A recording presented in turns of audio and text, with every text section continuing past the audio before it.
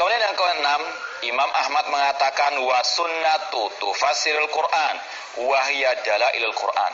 As-sunnah itu mentafsirkan Al-Quran dan as-sunnah adalah petunjuk bagi Al-Quran. Ma'asal muslimin rahimani wa rahmukumullah. Imam Makhul, seorang ulama salaf, pernah berkata, Al-Qur'anu ila sunnah ahwaju minas sunnah ilal Qur'an.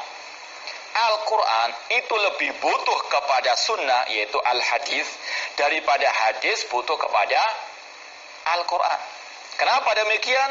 Karena Al-Quran tidak mungkin bisa kita pahami, tidak mungkin kita bisa amalkan tanpa hadisnya Rasulullah SAW. Makanya para ulama menyebutkan dengan perincian apa saja fungsi hadis terhadap Al-Quran. Yang pertama, fungsi hadis terhadap Al-Quran menguatkan, mengokohkan apa yang sudah ada di dalam Al-Quran. Contoh misalnya tentang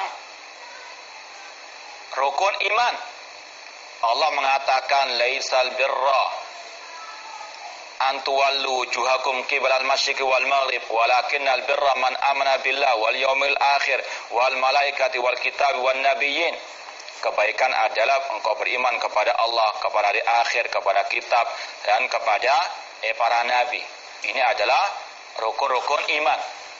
Rasul datang dalam hadis Jibril mengatakan iman adalah untuk minabillah wa malaikati wa kutubi wa rusuli wal yaumil akhir wa antum minabil qadar khair wa syarri. Hadis datang menguatkan apa yang ada dalam Al-Quran. Demikian pula tentang masalah ibadah. Dalam Al-Quran Allah mengatakan wa aqimus shalah wa atuz zakah warka'u ma'ar raki'in. Rasul bersabda buniyal Islam ala khamsin syahadati alallah wa anna rasulullah wa iqamis shalah wa ita'iz zakah dan seterusnya.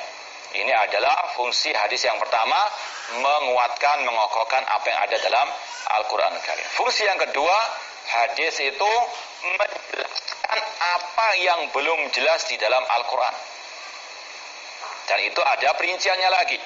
Kalau kita bisa sebutkan 2A sampai 2D.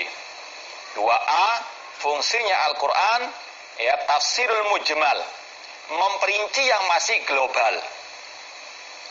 Apa saja di antaranya? Seperti masalah sholat. Allah dalam Al-Quran hanya mengatakan wa aqimus shalah. Namun bagaimana tata cara sholat hanya ada dalam al-hadis. Makanya Rasul mengatakan sallu kama ra'aitumuni usolli.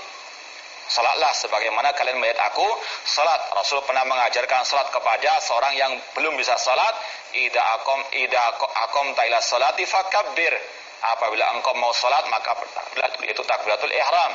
Summa qra' ma tayassara minal Qur'an. Kemudian bacalah yang mudah bagimu dalam Al-Qur'an. Sumarka, kemudian rukuklah dan seterusnya. Ini hanya ada dalam hadis. Tentang waktu salat subuh, duhur, asar, maghrib, isya, itu dijelaskan dengan perincian dalam hadis Rasulullah SAW. Itu fungsi hadis 2A, tafsirul mujmal, memperinci yang masih global. Tentang masalah zakat, Allah mengatakan wa atu zakat, tunaikanlah zakat. Namun perincian zakat, zakatul mal, zakatul fitr misalnya, dalam hadis Rasul SAW. Masalah haji, Allah mengatakan walillahi ala nasi hijjul baiti ma istata ilaihi sabila. Perinciannya secara detail hanya ada dalam hadis Rasul SAW. Makanya Rasul mengatakan khudhu anni manasikakum, ambillah dariku pelajaran manasik haji. Kemudian yang kedua, B, di antara fungsi hadis yaitu takhsisul am, mengkhususkan yang masih umum. Contoh kata para ulama ayat 82 dari surat Al-An'am, alladzina amanu wa lam yalbisu imanahum bidzulmin ulaika lahumul amnu wa hum muhtadun. Orang-orang yang beriman dan tidak mencampur adukan iman mereka dengan kezaliman, bagi mereka keamanan dan mereka mendapatkan petunjuk. Kata-kata zalim dalam ayat tersebut ditafsirkan oleh Rasul. Yang dimaksud dengan zalim di situ adalah kesyirikan seperti yang Allah firmankan dalam surat Luqman, Inna syirka la dzulmun adzim. Sesungguhnya kesyirikan adalah kezaliman yang paling besar. Kata-kata zalim masih umum. Bisa hamba dengan hamba, ya, antara hamba dengan Allah. Yang ketiga, kezaliman yang terbesar yang tidak akan Allah ampuni kalau orang itu nggak bertobat, yaitu kesyirikan kepada Allah Subhanahu wa taala, menyekutukan Allah dalam ibadah. Ini Rasul mentafsirkan az-zulmu, atau Rasul mengkhususkan kata-kata zalim dalam ayat tersebut adalah makna zalim yang khusus, yaitu kesyirikan kepada Allah Subhanahu wa taala. Kemudian yang 2C, ya, di antara fungsi hadis yaitu taqyidul mutlak, mengikat yang masih mutlak. Di antara contohnya ayat tentang masalah potong tangan bagi pencuri. Wasariqu wasariqatu faqta'u aydiyahuma jazaan bima kasaba nakalan minallah wallahu azizun hakim. Laki-laki dan perempuan yang mencuri, potonglah kedua tangan mereka. Secara bahasa namanya tangan dari ujung jari mungkin pergelangan atau pundak, ya. Tapi tidak demikian maknanya. Rasul datang menyatakan yang dipotong sampai pergelangan tangan saja. Ini fungsinya al-hadis, mengikat yang masih mutlak. Kemudian yang 2D dari fungsi hadis yaitu taudihul muskil, menjelaskan yang masih samar-samar. Seperti kata ulama, contohnya ayat tentang masalah makan sahur ketika berpuasa. Kulu washrabu hatta yatabayyana lakumul khaytul abyadu minal khaytil asfali minal fajar. Makan dan minumlah sampai datangnya waktu fajar, ya, sampai jelas benang putih dari benang hitam. Rasul menjawab, maksud benang putih dari benang hitam yaitu terbitnya fajar di langit.